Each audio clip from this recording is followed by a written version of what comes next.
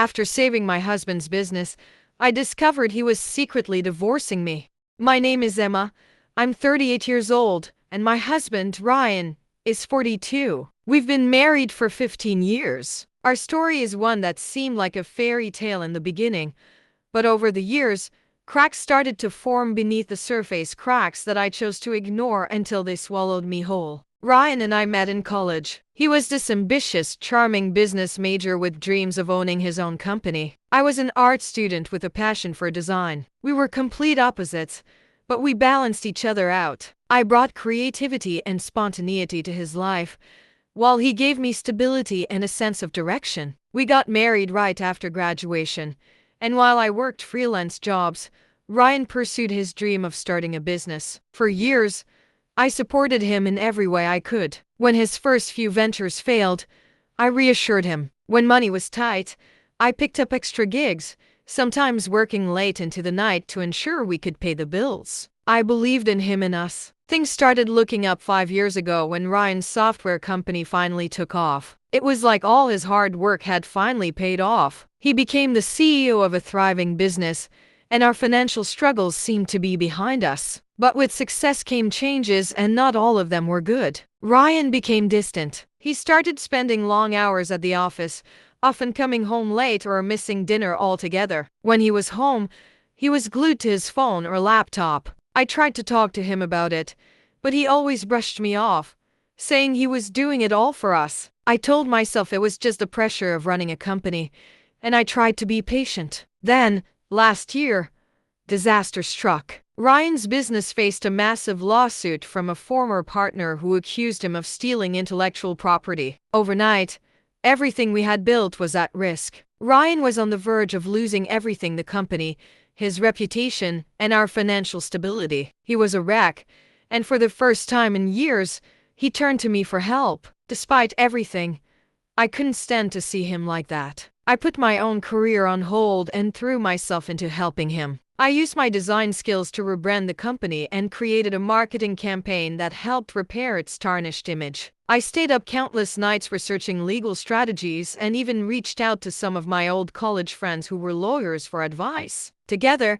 we managed to settle the lawsuit and save the company from going under. For a while, it felt like we were a team again. Ryan was so grateful, or at least he seemed to be. He started spending more time at home, and I thought we were finally back on track. But I was wrong, so wrong. A few months ago, I noticed Ryan acting strangely again. He'd take phone calls in another room and hang up abruptly when I walked in. He started coming home late again, but this time, he didn't even bother with excuses. When I asked him what was going on, he accused me of being paranoid and overbearing. It felt like we were back to square one, only worse. The final blow came 2 weeks before Christmas. I was cleaning out our home office when I stumbled across an envelope tucked away in one of Ryan's desk drawers. My heart sank when I opened it. Inside were divorce papers already signed by Ryan. The filing date was just a few weeks away. I felt like the ground had been ripped out from under me. How long had he been planning this? Why hadn't he said anything? I confronted him that night,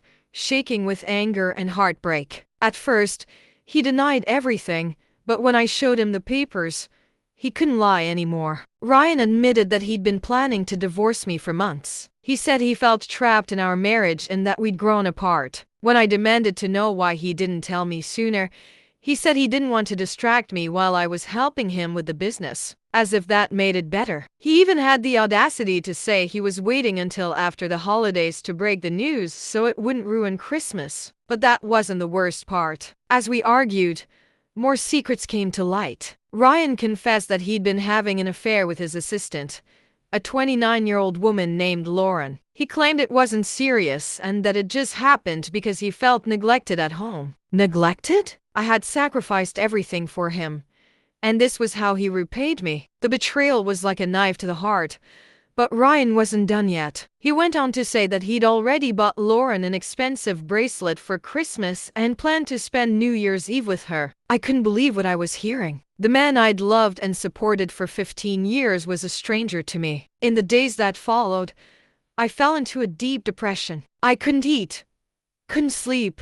I kept replaying everything in my head, wondering how I could have been so blind. But then something inside me snapped. I realized I couldn't let Ryan's betrayal define me. I needed to take back control of my life. First, I called a lawyer. If Ryan wanted a divorce, I wasn't going to make it easy for him. I had poured years of my life into supporting him and his business, and I wasn't walking away empty-handed. My lawyer assured me that I had a strong case to claim a significant share of the company, given my contributions. Next, I decided to confront Lauren. I knew it wasn't entirely her fault, but I needed answers, and I wasn't leaving without them. My hands trembled as I walked into her sleek, glass-walled office unannounced. The receptionist tried to stop me, but I marched past, ignoring her protests. Lauren, a 29-year-old brunette with sharp cheekbones and an air of confidence, looked up from her desk, her eyes widening in shock when she saw me. "Emma, what are you doing here?" she stammered, her polished demeanor faltering. "We need to talk," I said, my voice firm but laced with the anger simmering just beneath the surface. Now, her hesitation was brief before she nodded and gestured toward the office lounge. The tension in the air was suffocating as we sat across from each other. Lauren looked uncomfortable, fiddling with the charm bracelet on her wrist, a bracelet I suspected Ryan had given her. "I know about you and Ryan," I said bluntly, watching as her face flushed. "I want the truth." She sighed, visibly nervous. "Look, I didn't know he was still married when it started. He told me you two were separated. It wasn't until months later that I found out the truth. By then, I don't know. I guess I felt stuck." Her voice cracked slightly, and for a fleeting moment, I saw a glimpse of regret. But it didn't soften my resolve. "Stuck," I repeated, my tone dripping with incredulity. "You felt stuck?" "While I was at home sacrificing everything for him. You were playing house with my husband." She looked down, unable to meet my gaze. "I didn't mean for it to happen. He told me he was unhappy, that you two had grown apart. I believed him." "Well, you're welcome to him," I said, standing up abruptly, my voice cold. "Because I'm done with him. And trust me, you'll find out soon enough what kind of man he really is." Christmas Day was unbearable. Ryan, with his practiced charm, acted like nothing was wrong, presenting me with a bland, thoughtless gift, a cheap perfume I hated, and posing for family photos as if we were the perfect couple. His audacity was infuriating, but I refused to let him manipulate the narrative any longer. After dinner, as everyone was enjoying dessert, I stood up, my heart pounding but my resolve unshaken. "I have something to say," I began, my voice cutting through the holiday cheer. The room went quiet, all eyes on me. "Ryan and I are divorcing," I said bluntly, pausing to let the shock sink in. "And before you wonder why, let me clarify. He's been having an affair with his assistant and planning this behind my back while I was busy saving his business." The collective gasp was deafening. Ryan, who had been casually sipping his wine, froze mid-motion, his face draining of color. He stammered, "Emma, this isn't the time or place." "Oh, but it is," I shot back, my voice rising with emotion. "You wanted to wait until after the holidays to save face, but I'm done protecting you, Ryan. Everyone deserves to know the truth." His parents looked mortified.